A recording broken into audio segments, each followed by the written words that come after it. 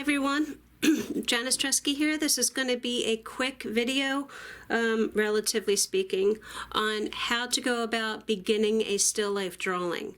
I have a lot of students who have zero experience drawing and they can be very intimidated when they say draw a still life. So I'm going to tell you guys kind of where to start, how to go about the first few marks. This is not going to be a highly polished drawing. This is just getting the foundation down and just getting it started, all right? So one thing I do when I start a still life drawing is I try to understand the setting that it's in. Okay, I want to understand the foreground, which would be down here, you know, where the horizon line might be, or this particular thing, it would be like the end of the stage that I have set up. The background and the sizing of the still life, not just the sizing of the objects in a still life. I'm going to use my ruler so I can't, because I can't reach. But I want to understand the entire size in general, how wide it is from the length or the width of this red vase to the side of this standing birdhouse. And I also understand that the height of the entire still life, meaning the bottom of the pear and the top of the birdhouse. And I want to try to find the middle ground, where the halfway mark may be. Okay, so right now I want to understand, I'm going to say I don't want to go anywhere below here on the page, and I don't want to go any higher than here. This way it'll set in there. You do want to try to fill the page with your drawing, but you also want to give a place for the eye to rest and not have it go off. Otherwise it may look like a photograph that you just cropped, which is fine if that's what you want to do. But for the purposes here, so, and then maybe right around here will be the halfway point, and that would be, let's see, maybe about here on the still life.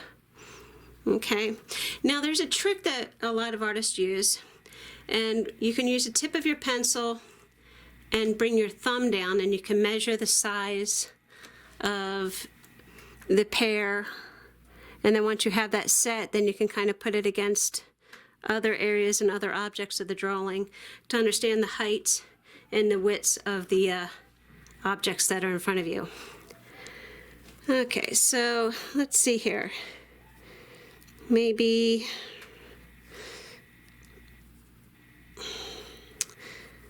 this is the top of the birdhouse.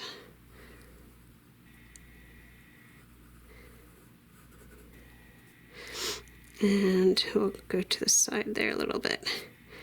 And then maybe this is the bottom of the birdhouse here. There's like a little curve that comes out. It's hard to see.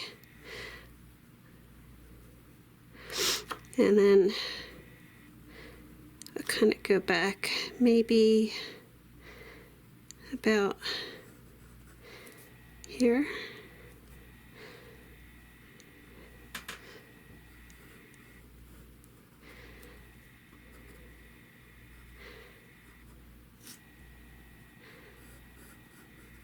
Yeah, something like that. And then you want to ask yourself, where does that other object come in? So where does the height of this line up to the house there? So it might help me out if I start putting in a little bit more here. Now you don't want to go too heavy with the detail, just in case you have to move stuff.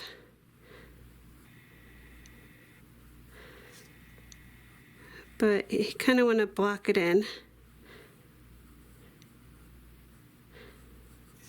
Now I can see that that might line up right about here.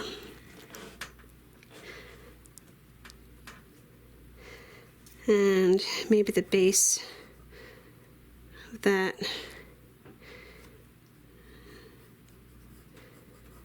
is there. And then you want to understand how far in does this pear go. This pear is not completely in front, like it kind of covers part of this vase a little bit. See that? And the extra space.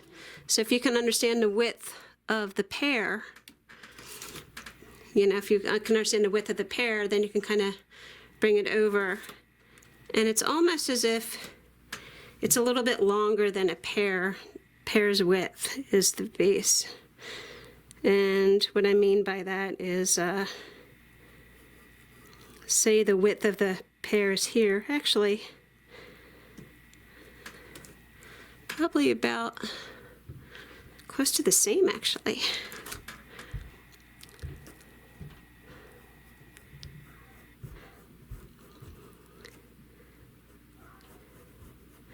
But when you're drawing and you're understanding how to draw, you know, it used to be that people were viewed as being like touched by God if you knew how to draw something, that you were like blessed, or, you know, you had this innate talent that no one else could figure out. But that's not the truth. You're just measuring objects against other objects, heights and widths against other heights and widths. That's all it is.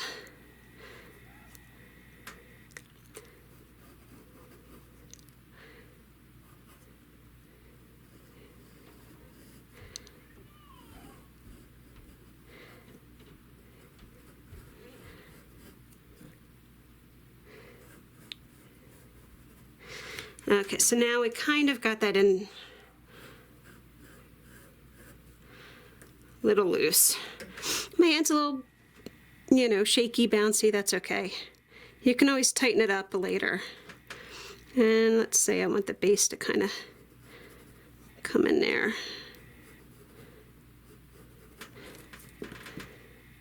Now to get the stem in.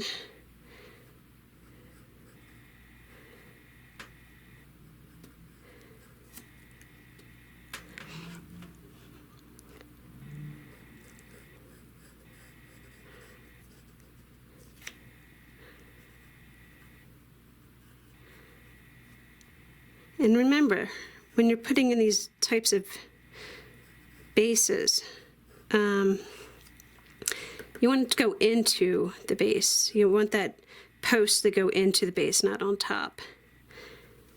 Goes in. Then there's like a little cast shadow that kind of wiggles back. And it's fun to kind of put in the cast shadows.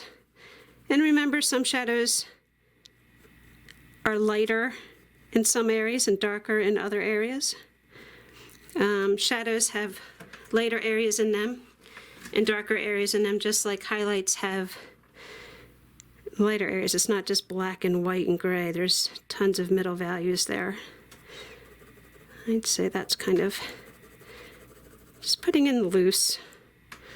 We can always fix it at a later date. You're just kind of generalizing where everything is. Maybe there's like a hot spot there. You know, maybe a little bit of a hot spot there. Maybe there's some fun little wiggles there. Now you can kind of scribble in where you think those cast shadows might go.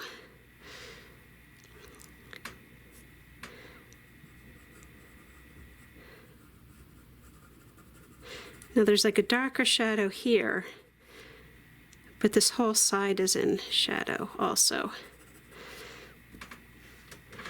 Bring this line down. There's a thickness to the wood. There's a thickness to this wood. And that goes back. And there's like a little bit of a cast shadow that kind of goes in there too.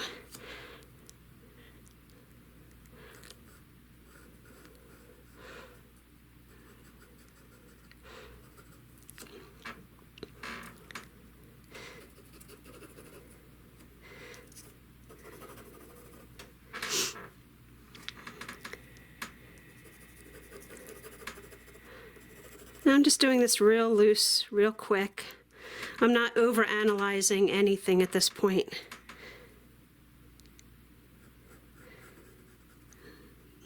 There'll be time for that later.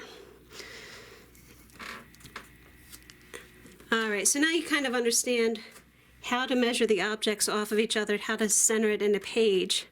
Now you can kind of try to find that horizon line. And maybe pop in some of that fabric behind it. Fabric, you know, don't be intimidated by it. It's just a bunch of different values. You don't want to get caught up in too much detail. You just want to keep it loose and vague. You don't want it to overpower the drawing. It's just to complement it. And also when you draw fabric, I'm not going to get too much into fabric right now at this point, but it's just to kind of complement the drawing and to get it grounded. Now I'm not using different color pencils, or different you know, numbers in terms of lights and darks, so it's all kind of looking a bit the same.